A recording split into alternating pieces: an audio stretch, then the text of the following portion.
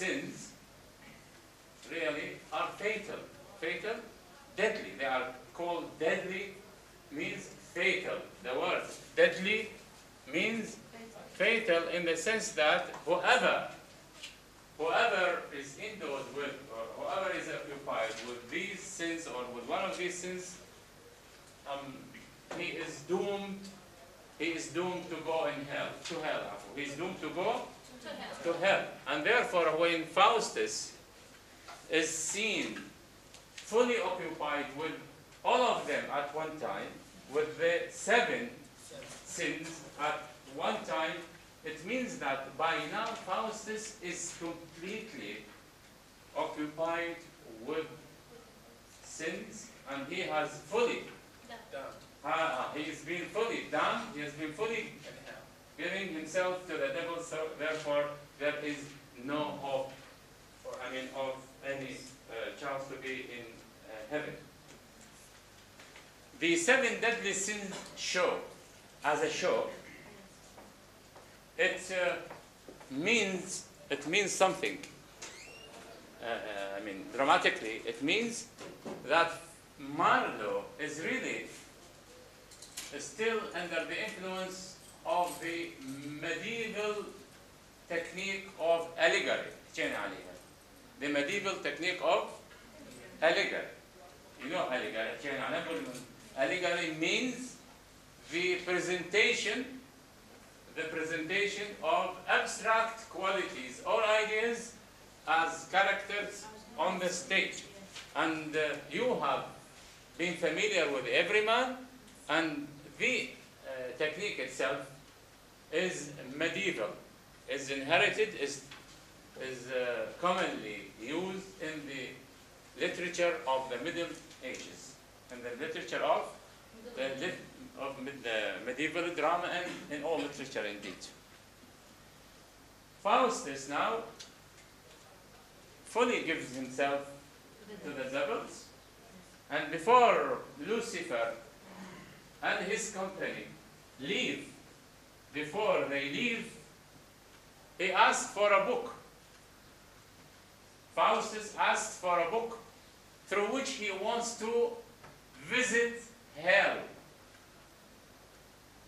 He wants to visit hell. I think the end of the scene, line number 170 something. Yes. Thou shalt, Lucifer says, I will send for thee at midnight. In meantime, take this book, peruse it thoroughly, and thou shalt turn thyself into what shape thou wilt. You want to see hell? Okay. Take this book. And in this book, you will be told, you will be advised to change yourself into any shape you like. You are able to change yourself into any shape you like, only if you follow this book. Great thanks. Look, great. Examine the adjectives, the adjectives used by Faustus to describe Lucifer and Mephistopheles. Examine them. Great. Great thanks. Mighty Lucifer. Look at the style he uses. Mighty. You know what mighty is? Mighty, greatest. And mighty is commonly used with God. Mighty, when we always talk about mighty, we always say mighty God. But mighty, he uses words that should go with God to describe Lucifer and the devils. Great and mighty. Great and mighty. Great thanks, mighty Lucifer. This will I keep as surely as my life. Oh, this book I will keep as important as my life is. For him, the book is as dear as his life. The book is as dear as his life, as precious as his life. Farewell, Faustus, and think on the devil. Think on the devil.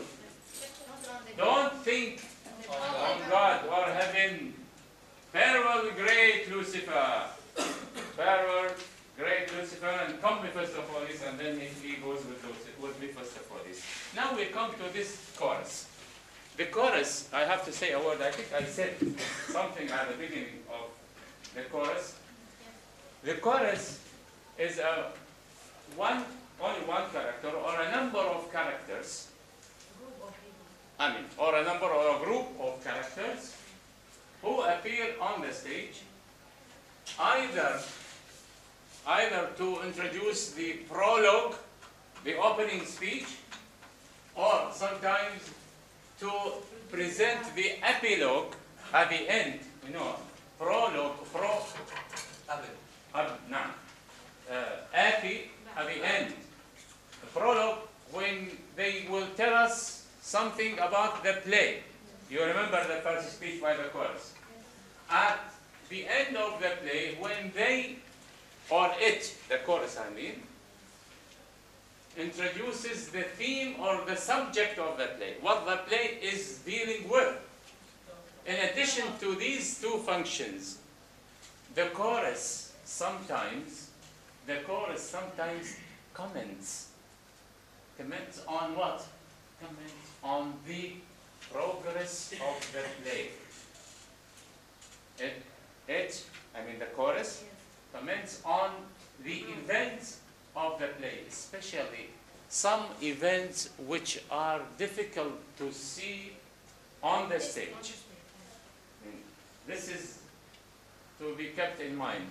The Elizabethan stage, Elizabethan Shakespeare's or Marlowe's stage, is very often described as the stage. Technically, the stage was almost poor. Nothing could be seen on the stage.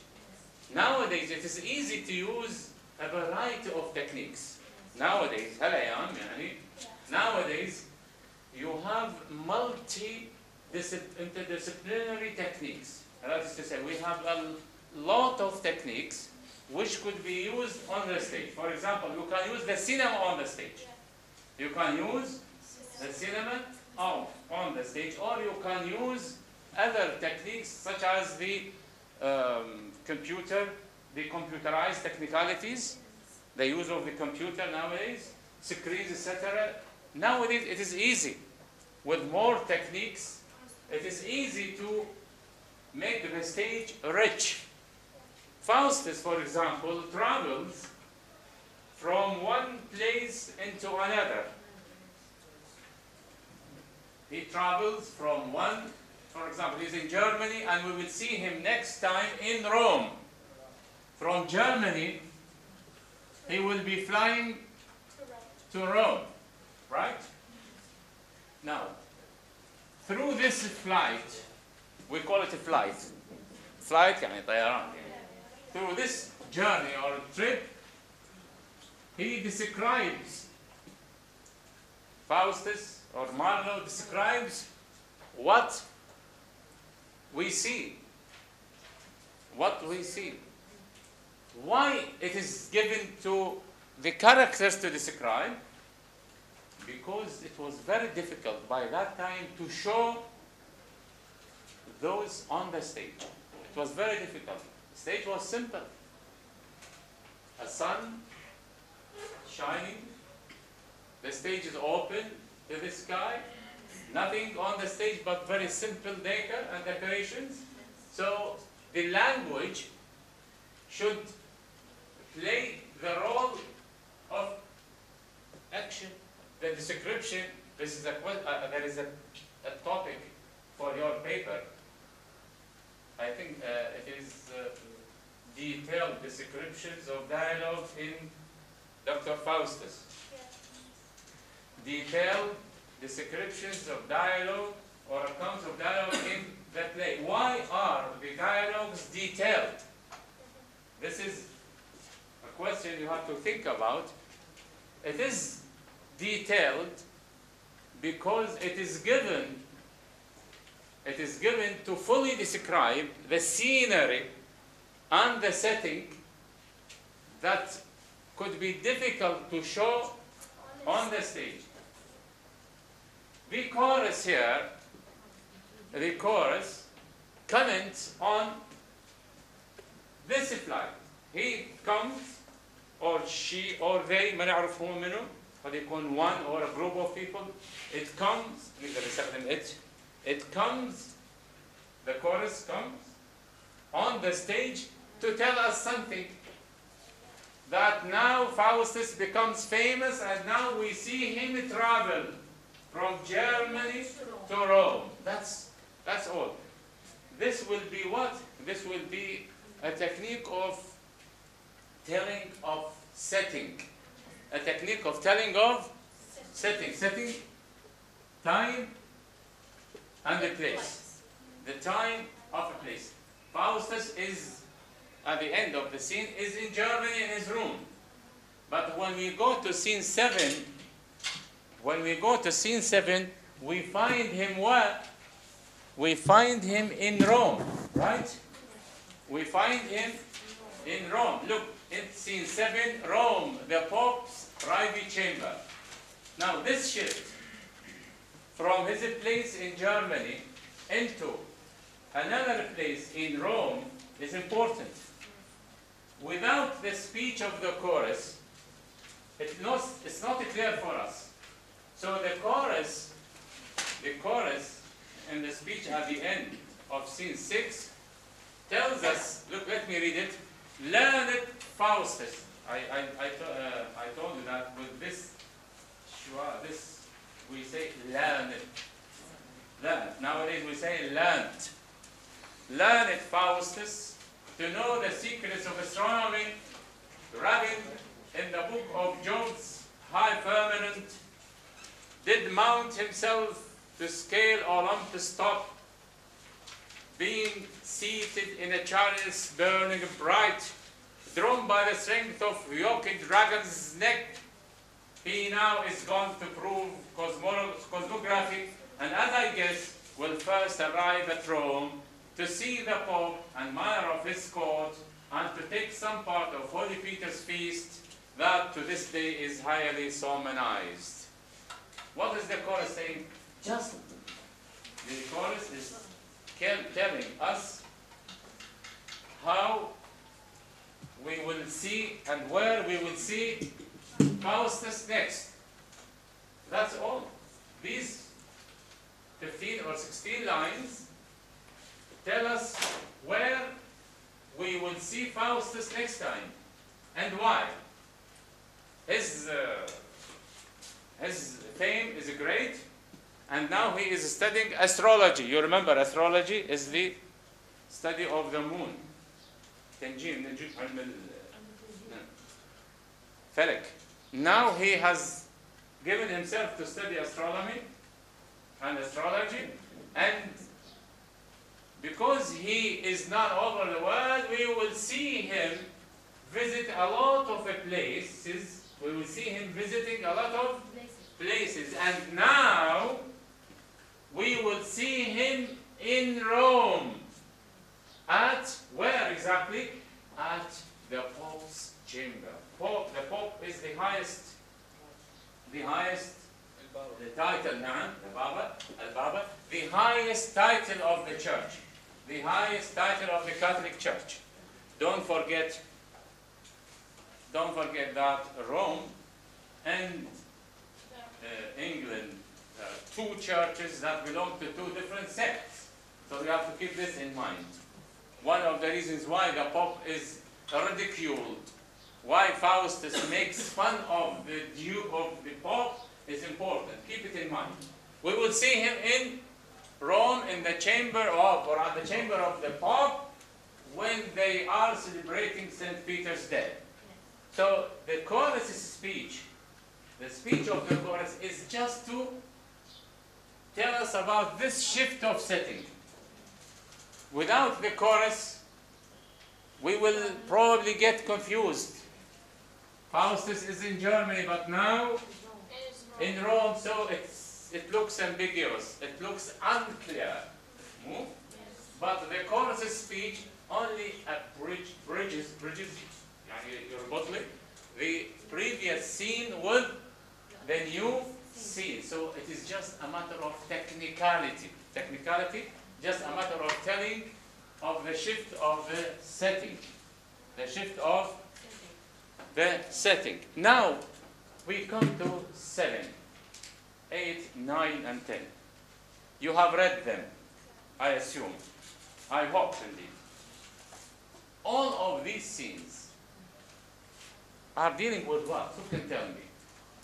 What are these scenes dealing with? What are they about? I know, of course, Faustus. But what kind of scenes are they? I mean, have you examined them well? For example, what is the theme or what is the subject of these scenes? Let me help you. What is Faustus doing in Rome? In the post? Now. Make fun of the Pope. He makes fun of the Pope. Now. All the scenes talk about what Faustus doing. They are, I mean, all 4 scenes tell now. Faustus comments the scenes. Comment the 7 scenes. Yes. What do you find in these doings, in these deeds? You say the 4 scenes show us what Faustus is doing. What are these doings? What are these events? Speak up. Such as. They are bad. Such as. Nah. Denying God. Naturally, of course, there is a full denial of God. But the bad thing you are thinking about, I think you can choose a better word than bad. What about the word silly or trivial? What about the word silly or trivial? Can we describe these events or doings as trivial and silly? I think they are. How? Your friend here says that the thing he has done in Rome is just to make fun of the Pope. He makes fun of the Pope, right? You know, when they made their own rites, right, when they were celebrating the Saint Peter's Day feast, he made a kind of foolish, clownish deeds. Foolish or clownish. Clown? You know what a clown is? Clownish. Clown is muharrij. Clownish تهريجية. What is he doing? Look here. For example, when the Pope with the Lorraine came to the feast, the Pope is offering a dish to Lorraine. Hey, Lord, this is for you. He gave him a dish. You know a dish? Yes. And Faustus, invisible, unseen. He is not seen, invisible. He is charmed, so he is not seen. Before Lorraine could take the plate, the dish, he snatched it. And the Pope was surprised. What? Who took it? Huh? And then the Pope gave another dish. And Faustus also snatched again. Then some wine. And look, these are. What are these deeds? They are magic, but how do you look at Faustus, the man you meet at the beginning of the play? Great, no? Silly, foolish, clownish. Now, is that Is that the great thing for which he sold himself to the devil? I mean, you remember the first scene, the first comic scene? His man, his servant, was able to raise 2 devils. You remember? It was easy. Now again, Faustus gave himself body and soul. He chose the devil instead of God. Only to snatch the dish, or to take the cup, or the glass, or to do these really foolish, clownish deeds. Do you still admire, do you still respect the great Faustus, a scholar, a scientist, a lawyer, a man of divinity, who comes to what? Who comes to this role of a clown? For a low. Very low. He has fallen very low indeed. What for? We come to the price. It's a price, and there is a great price. It's a purchase. ما نسميها شنو? A bargain or a purchase. هي مو ابتياع أو شراء. Now, you buy something. You pay very dear. تدفع. You pay a lot. You pay very much. Your soul, your conscience, your mind. You pay your soul, your mind for what? For something silly that can be done by people of low rank. And anybody can be a clown. No? Anybody can be a clown. Anybody can do things that are foolish. Anybody can do things that are trivial and silly. Anybody. Right? Anybody can do these things. But the great people never think of that. And this is pity. It's a pity. Haramat. It's a pity that such a great man as Faustus is, gives himself to the devils for things which can be done by any silly common man. Right? So these 4 scenes are together, are studied together, because they deal with one idea. What Faustus promised to do and what he is doing. This is important. What he promised to do, you remember at the beginning? I will answer difficult questions. I will change the river's course to make it circle Wittenberg, protect my country against enemies, etc. You remember that?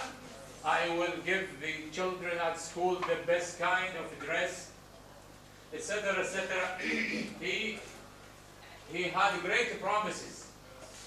But what he promised is completely different from what he is doing now. What he does is very silly. What he does is very... And we pity the fall of a great man. We pity the fall of a great man. If a common man falls, it is okay.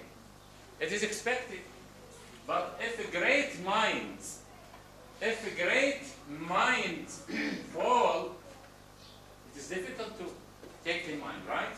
People, even for our everyday activities, and if people are reputed for being polite and elegant, and they do things that are silly, and how dare you do it? You are polite, you are of a great family. How? We feel pity that such great people fall for what? For things that are silly. We do pity. Man does pity. Insan pities great people who fall for very silly, trivial, clownish deeds and acts, and this is why the 4 scenes are similar. They show Faustus doing silly things. Very silly. We feel pitiful to him. We pity him indeed. This is in 7. What he does in 7. Now, before I go to 8, let me ask you a question. What do you think of the language used here? The speech by Faustus at the beginning, when he describes what he sees when he is flying with Mephistopheles over Rome. At the beginning, Faustus speaks, having now my good Mephistopheles passed with delight, stately town of Tyre, etc. A long speech. A very long speech. A very long speech. It is almost 1.5 pages, in which he describes what he could see when flying on Rome. You can imagine it just like that. I mean, you can imagine it a satellite camera describing or picturing what or how Rome looks. How Rome looks. Just like a man flying on a balloon and describing what he sees about Rome, how Rome is built, what he sees, etc. These are pictures. These are pictures of how Rome looks like from we looked above. Exactly. Now, the language here is in verse, right? It is in blank verse. Iambic pentameter, right? But if you just shift, when you come to the Pope's speech with the rest, you find the language change into prose, right? We have a change of language from verse into prose. Does it mean something? Does this mean something? I hope that you have had a look at it. The change of poetry or verse into prose is intentionally done. Intentionally done? قصديا. It must be for a purpose. It is purposeful. Purposeful? قصديا. Purposeful. Purposeful means it has a purpose. Why does Faustus speak in verse, but the Pope and the other people and even Faustus later on join in prose? Right? Why? Why is that? And if you go through the other scenes, you find that all the other scenes are what? Are in prose. They are in prose. I mean, the scenes with the knight, with the emperor, the scenes with the horse courser, the scene with the venter, these are all in prose, right? Now, why is this change of medium, the tool, why is the change of the medium from verse into prose? There must be a reason, right? There must be a reason. There must be a purpose. What do you think the purpose is? Haven't you examined that? ما فكرت. There must be a reason. Why does Marlowe make the medium prose when it comes to the comic situation? You remember what I said about tragedy first? Yes. What did I say? I said that there is a relation between between tragedy and verse. Tragedy, according to the Greeks, Aristotle, they insisted that the language of a tragic hero should be different from the language of common people. The hero. I mentioned a point when I told you that at the Greek times, the tragic hero was to walk on 2 extra wooden legs. You remember that? Yes. Tragic hero in the Greek times was made to walk on 2 extra wooden legs, so he would look higher, he would look taller, he would look taller than the other characters. He should be distinguished. Now, using verse by the tragic hero is a way or a means of making him distinguished from the other characters. So verse is a medium given for great people and for serious subjects. Great people and serious subjects. And prose is the medium means wasila, tariqa, is the medium given to less important issues or subjects. Important topics, subjects, themes should be discussed in verse, in drama. And other less important or trivial or non-significant are given to prose to deal with. And this is why when it comes to the comic situations, to the comic scenes, we find Marlowe give the characters the prose. Exactly when the Pope enters, line almost 60 or 50 something, we have the beginning of the change from prose, from poetry into prose, from verse into prose. Exactly. Sound the sonnet, enter the Pope and the Cardinal of Lorraine to the banquet with friars attending. And Pope speaks first. Now begins the prose. Now begins the prose. My Lord of Lorraine, will please you draw near? Will you move ahead? It is a prose. The Pope is talking to Lorraine. Will you move a little? Will you move? Will you come close? And what does Faustus do?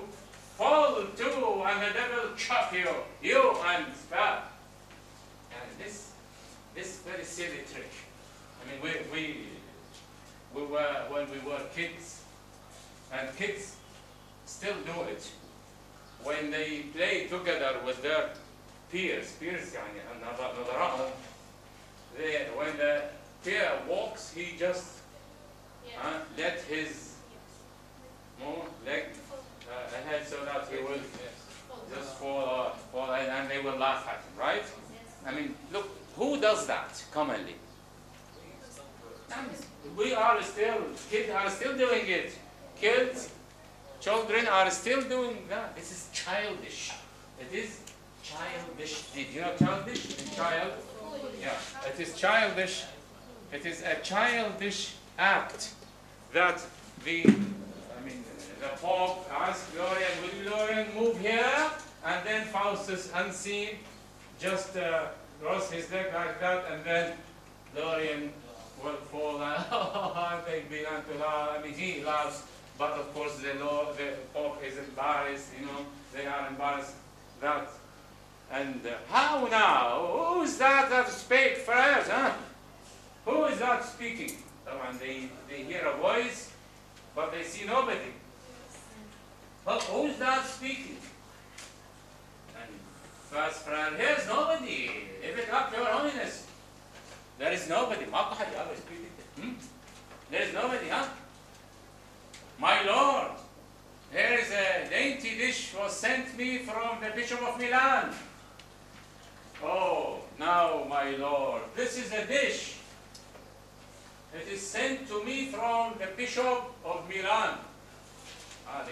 This is a special dish sent to me, and as the Pope offers the dish, Faustus snatched it, took it, and I thank you, sir, Faustus.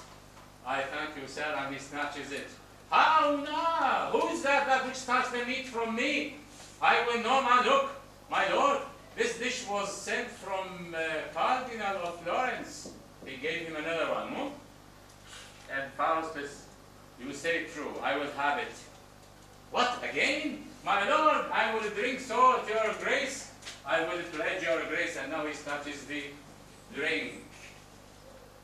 Oh, my lord, it may be some ghost. It may be some ghost, and you have this hustle bustle. Hustle bustle? Hustle bustle معناها ورثة. And you have this hustle bustle.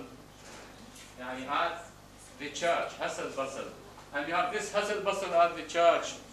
يعني, I mean, the cardinals are all, it must be a ghost, and you know, they all began to just move around there and then looking for a ghost. So he changed the whole, I mean, Faustus changed the whole place of a prayer.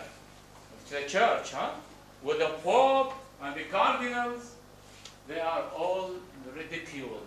He made fun of them. He laughed at them. But what kind of laughter? It is a childish act, right? Yes. It is a Childish. now. Is that why he became? Is that why he sold himself? Just to make somebody fall when he stretches one arm like that? Well, this is of course silly indeed. This is silly indeed. Well, if we move to 8, the chorus comes again. The chorus comes again. This is why, I mean, the chorus, whenever we need a change in the setting, or more descriptions of events that cannot be seen on the stage. There are events that cannot be seen on the stage, that cannot be dramatized, مثل مسرح, for one reason or another.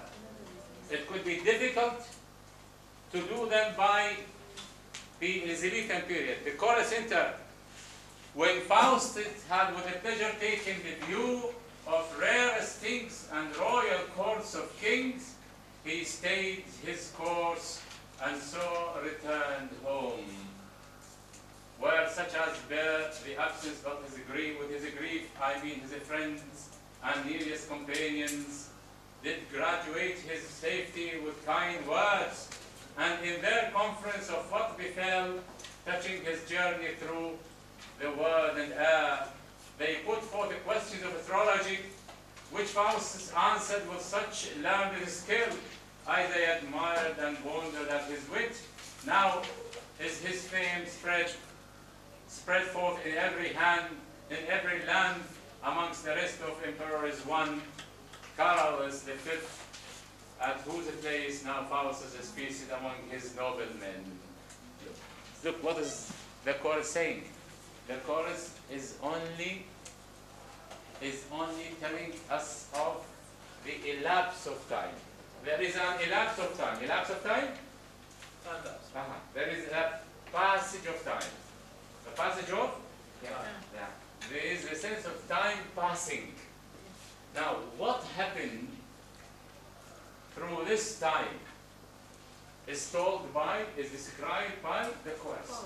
The chorus tells us. Now, at the end of, or at the beginning of scene 8, for example, in scene 6, Faustus is at home, right? In scene 7, he is in Rome. When it comes to 8, he is back to home. Now, who tells us of this movement? It is the chorus.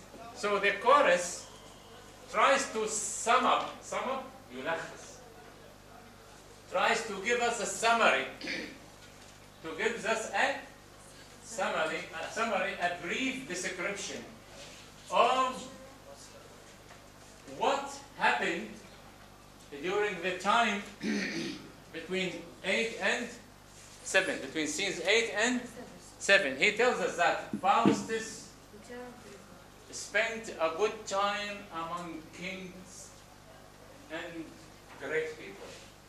He spent a good time with kings and emperors. Well, this is important.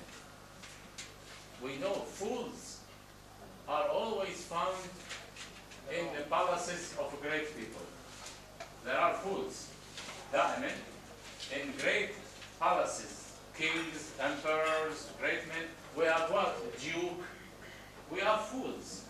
Whose job is what? Fools. Whose job is to entertain great people. They did not have TV or satellite or tele in the past, right? There were no chances for pleasure and entertainment in the past. So the only one entertainment could be done by people. So kings, emperors, dukes, great men would have fools. They are called fools in the capital F. Whose job is what? Whose job is to entertain, to delight, to give a pleasure to the king and his royalties. Royalties, the royal people. Bilad, Hasha wal Bilad. Now, then Faustus visited kings and emperors. What for? Why? Not to be honored by them. Not to be honored. In Islam, we have always a saying that a scholar is visited, but he doesn't. في الإسلام العالم يزار ولا يزور الحاكم. العالم يزار ولا يزور الحاكم. You are familiar with this, especially in Najaf, for example. You are familiar. You have the great Muslim figures in Marji'iyya here. We have never heard one of the great people here visiting authorities all over the world. Any authority all over the world. Have you ever heard one of the great people in Najaf, for example, went and visited president or first minister or cabinet, etc.? No. But they often come to, right? They always come to. Sometimes they are dismissed out. Right? So this is indeed true. Now we see Faustus visiting a great man. He is a great man. There is a special halo halo. Halo is possibly an Arabic. There is a great halo, H-A-L-O, halo.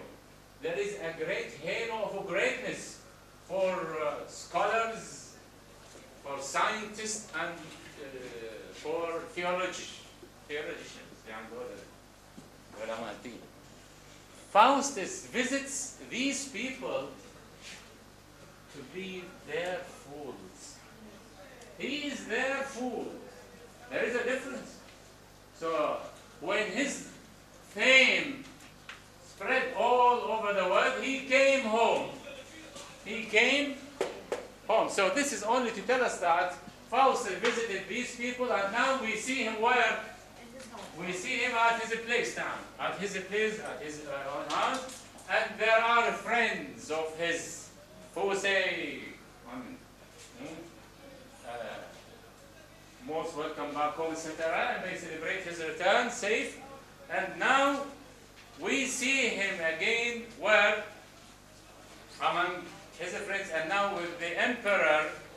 Now we see him again in the emperor Carlos V. We will see him again in the emperor's place. Now, the a point I would like you to keep in mind, actually, is a question raised by many critics. Many critics. They believe for certainty that these comic scenes, 7, 8, 9, 10, 11, 12, 13, 14, these scenes make a problem. They make a serious problem. They make a serious problem in the play. Why a serious problem? Marlowe is described as one of the greatest, if not the greatest, Elizabethan playwright. But there is a very clear weakness. There is a very clear weakness in these scenes, whether in number or in function. In number and function. Number and function. How many comic scenes could we see? Now there are 6 or 7 or more than that. And we have already had 2. We have already had 2, right? Now, would you expect a serious tragedy in Elizabethan tragedy when we mention the fact that it is possible to blend, to mix. To blend is to mix. It is possible to mix comic situations with the tragic situations. But when we say mix, we do not mean that there should be exaggeration in what? In the space. Space? In the space of what? In the space Of the scene. of the comic scenes. Now, when we look at these scenes, we find them too detailed, too many. Too detailed, you know what too means? Too and more than necessary. Too implies a negative meaning, a negative sense. Too implies a negative sense. When we say too, you have to be careful. When you tell somebody, I respect you too much, you are not praising him. You are saying something opposite to that. When you say, well, I respect you too much, it is in fact, it is not a praise. So too implies a negative, whereas it's too detailed and too spacious. Spacious, the space of the comedy in the tragedy is inappropriate. No, it's too much. Inappropriate. And when I tell you, they really functions negatively. They function because, look, they are detailed. These are 4, right? 7, 8, 9, 10, and you have 11 and 12, I think, until for 13 and 14 probably. No, there are too many. There are too many. Even we forget about the tragedy. We forget about. So it's almost changed the theme of the whole.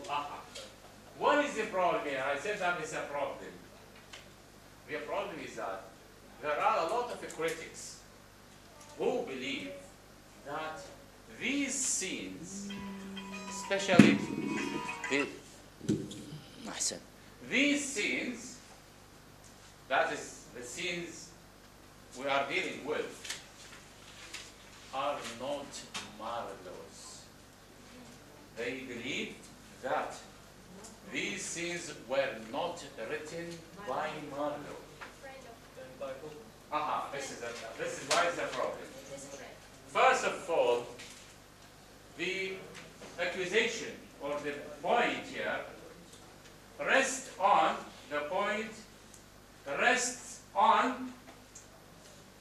internal evidence. دليل textual evidence. Textual evidence means evidence from the text. It is important. We have to look for what? We have to look for evidence. Evidence, دليل. Now, they look for textual evidence as the concrete proof. دليل المادي. The concrete proof is better seen in the text itself. As a great playwright, Marlowe is well known. He is a great playwright. He cannot, and he is not, none to write loose drama. Loose, you know what means loose? Loose. If your size is 32, and I give you an attire of 40 size, how do you look? Loose. How do you look? You look loose, yeah? That is loose. So that we know that, and the critics know that Marlowe never writes loose plots. He is a great dramatist. He is a great dramatist, and he knows his craftsmanship well enough. He is a great craftsman, heretic. Craftsman, heretic. He knows. He has a great taste of drama and of tragedy. He has a great taste of drama and tragedy in particular. And we cannot and we should not ever expect that a great man like Marlowe, the poet and the playwright, to write such loose, too spacious and too detailed, irrelevant scenes. They are irrelevant. What is he saying in these scenes? One scene could replace all of them. And he has already said that. In scene 1, the first scene, the first comic scene, a very brief scene. You remember? The scene of the servant with the clown. When the servant succeeded in raising devils and the clown ran away. You remember that? Yes. That was very brief. This, by critics, is believed to be a real comic scene written by Marlowe. This is most probably Marlowe's. They believe, these critics believe that the first and the second scene, the first and the second comic scenes could be Marlowe's because they are dramatic and they are functional. They are functional, yani they do the function expected of a comic scene in tragedy. They meet the requirements. They meet the requirements of a comic scene in a tragedy. But these scenes do not meet any of the requirements of comic scenes in a serious tragedy. First, because they are too many. Second, they are too spacious, they are too detailed, and more importantly, they are monotonous. They are boring. Boring in the sense that the same idea is repeated again and again. When he makes fun of the Pope, and later on he makes fun of the knight when he put two horns, later on in the palace of Carlos V, he put two horns on the knight. But that is a silly job. So they all deal with what? They all deal with the silliness, the triviality of his job, which could have been done only in one scene, which has already been done. Which has already been done. Marlowe mentioned that at the very beginning, and it's clear, there is no need. These scenes were believed to be added. They were believed to be added to the play later on. In the 16th century, or by Elizabethan period, there were no author's rights as we have it nowadays. Nowadays we have what we call the author rights, حقوق المؤلف, or حقوق Copyright. These rights, thank God Iraq is not yet a member, these rights prohibit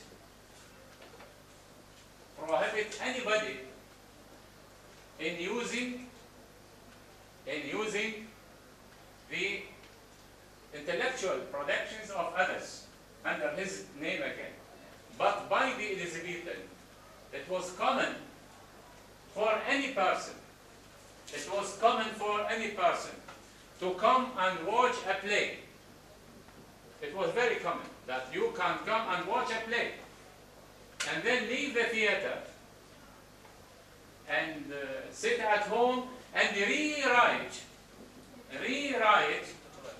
the play in your own words with some minor or with no changes at all, and the play becomes yours. The play becomes yours.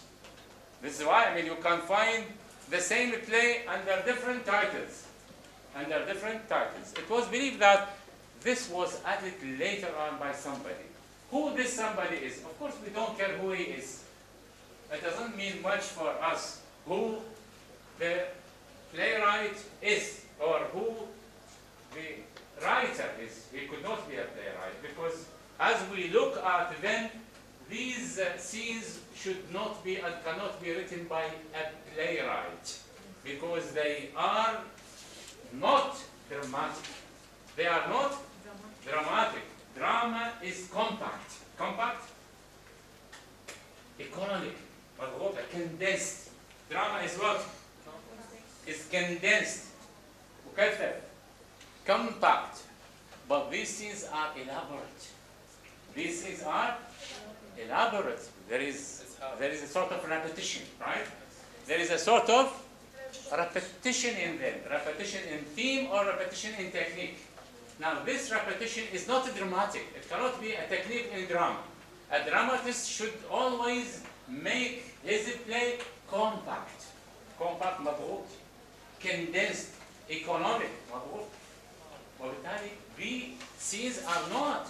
Therefore, it is most probably من المحتمل جدا أنه the one who added these scenes to the play was not a playwright, or at least was not a good playwright. If not a playwright, he was not a good playwright, because what we see is irrelevant. What we see is irrelevant combination of scenes with details, and they are also prose, in prose, not in poetry. Whose hands are suspected?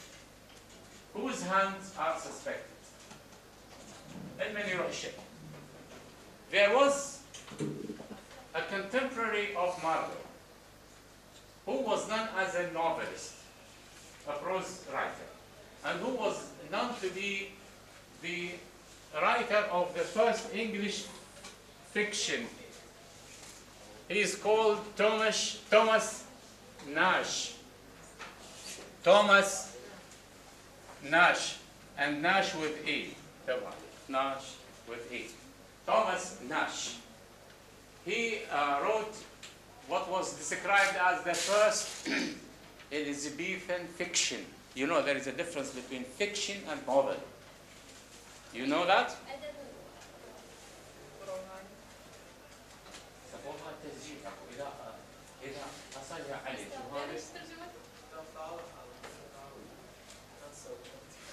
لا خليها لا خليها الشرط لا خليها كذا لا خليها لا تبع ما حسوي انتاج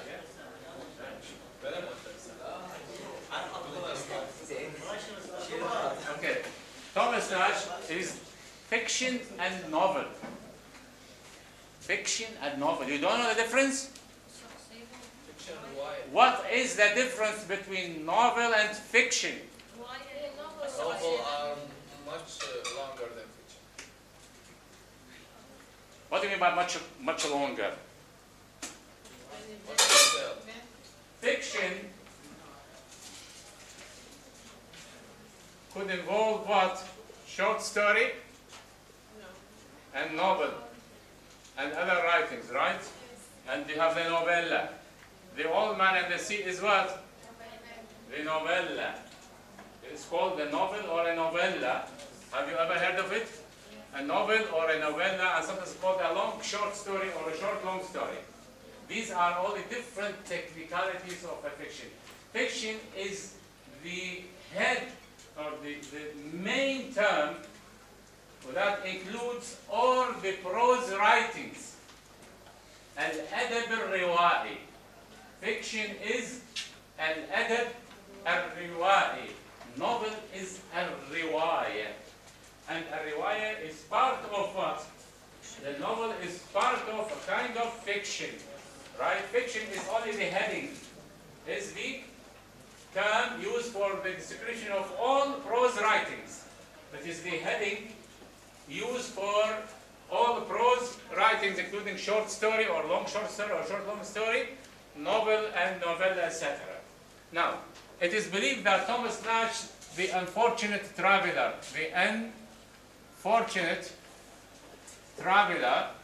this is believed to be the first Elizabethan fiction.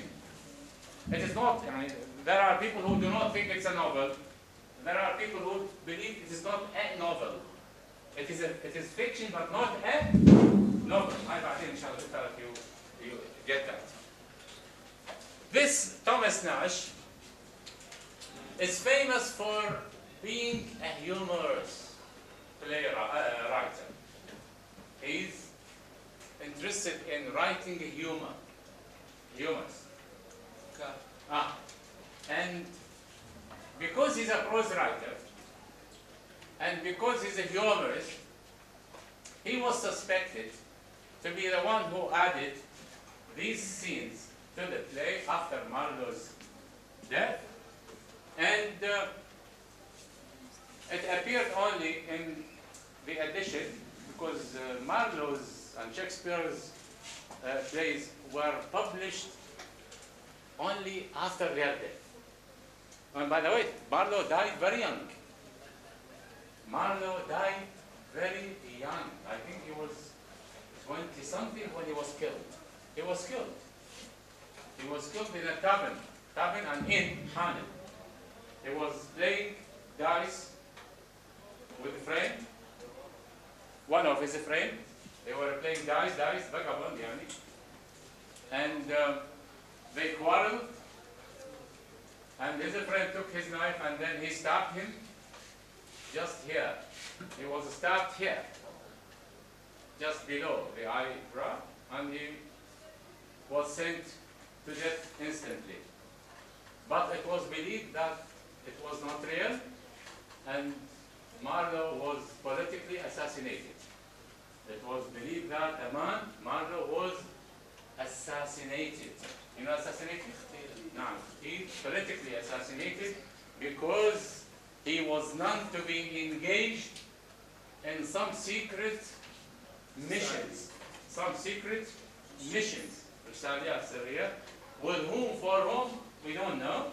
It's not our job.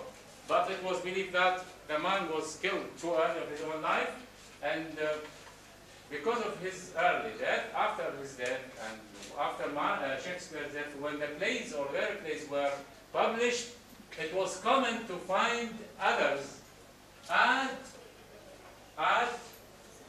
to their plays.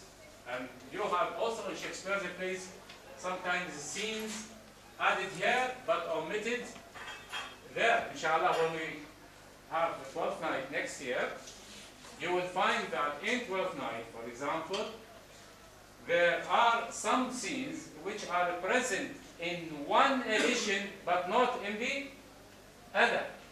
And there is a scene you find in one edition, folio or quarto, it is folio or quarto, but it is not in the other.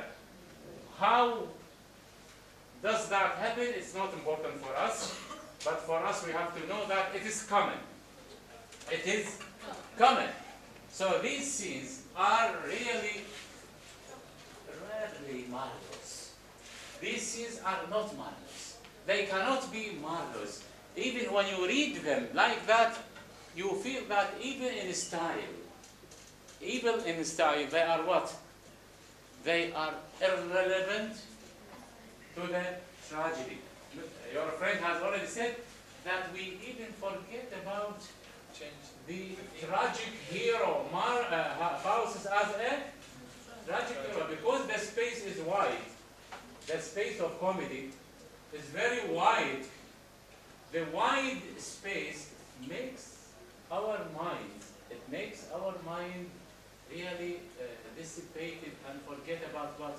Forget about the tragic situation. The play is a serious tragedy. We have already forgot the serious tragic situation, and now we have 8 or 7 comic silly scenes, and the point is almost lost. Can Marlowe write such a place? Of course no. Marlowe is famous. Marlowe is very famous, and he cannot be the one who would write such. So these scenes could be most probably added to the play later on because of the condition that allowed people to rewrite any play they could watch, and because the man himself was killed and therefore he did not know what the play was all about. Okay? Now, in scene 8, for example, another scene of silly acts where we have the inn yard with the innkeeper, Rolf and Robin. They just play tricks about what? Play tricks about they stole money from him. They stole money from him, and then in 9, for example, you have the Winter also taking part. He takes part in the whole thing, and I will shift to scene 10 when Faustus is seen before the emperor. Look at before the emperor. Now it's a new place. The emperor's palace. Enter Emperor Faustus and a knight with attendants. Okay? Another scene. Of course, whatever is said is a repetition. The other scenes are what? Are repetitions of what Faustus was doing. All of them are silly things. Stealing something, getting a horse, getting etc. doing that. These are monotonous. Even monotonous, boring. Now, scene 10. Emperor talks. Master Dr. Faustus, I have heard strange report of thy knowledge in the black art, how that none in my empire nor in the whole world can compare with thee for the rare effects of magic. They say thou hast a familiar spirit by whom thou canst accomplish what thou list. This therefore is my request, that thou let me see some proof of thy skill, that mine eyes may be witness to confirm what mine ears have heard reported. And here I swear to thee, by the honor of mine imperial crown, that whatever thou dost, thou shalt be no ways prejudiced or damaged. Okay. Emperor is saying something good. Your reputation for magic. Look here. Look at the replacement. Replacement? Their reputation, Faustus' reputation of a great scholar, a great physician, a great lawyer is replaced by reputation of what? Reputation of magic. Being a magician. Huh? Look at, there is a change in the sort of reputation. He was reputed, he was famous for great things for scholar, for physician, for etc. But now your reputation as a magician seems to reach all over the world, right? And now I'd like to see you act accordingly to prove what I have heard is true. Okay, what to do? هنشوف في ريدة من الإمبراطور. I think he looks now. The knight is unhappy with him. The knight talks in aside. يحكينا على aside. The knight talks in aside. I think he looks much like a conjurer. He looks like a conjurer. My gracious sovereign, though I must confess myself far inferior to the report men have published, and nothing answerable to the honor of your imperial majesty, yet, for that love and duty binds me thereunto, I am content to do whatsoever your majesty shall command me. And he's very humble. Humble? Yeah. Yet I am ready to do anything you like. I am ready to do anything you like. Then, Dr. Faustus, mark what I shall say.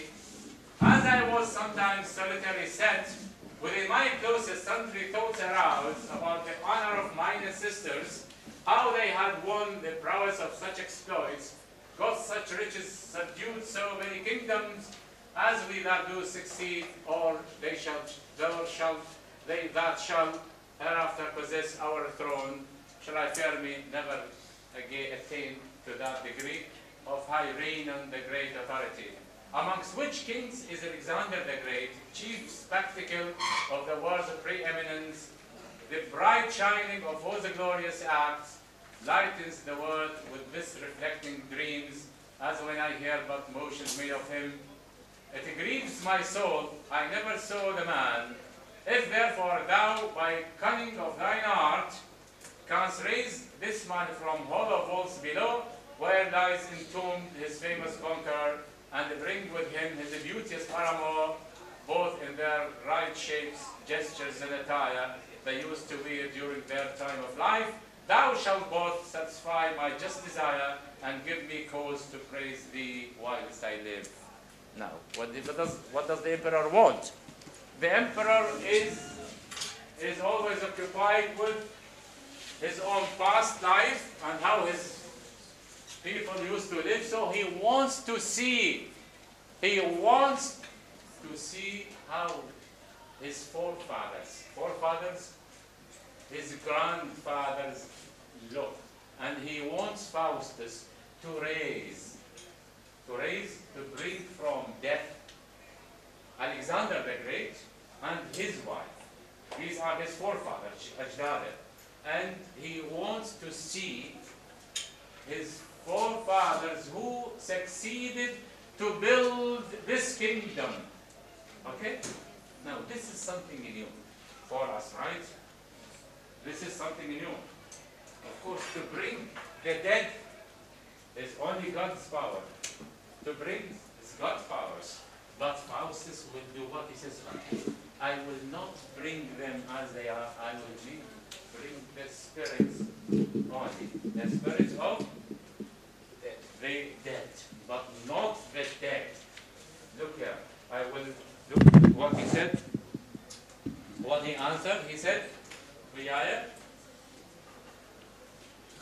my Lord, my gracious Lord, I'm ready to accomplish your request as far down by art and power of my spirit I am able to perform.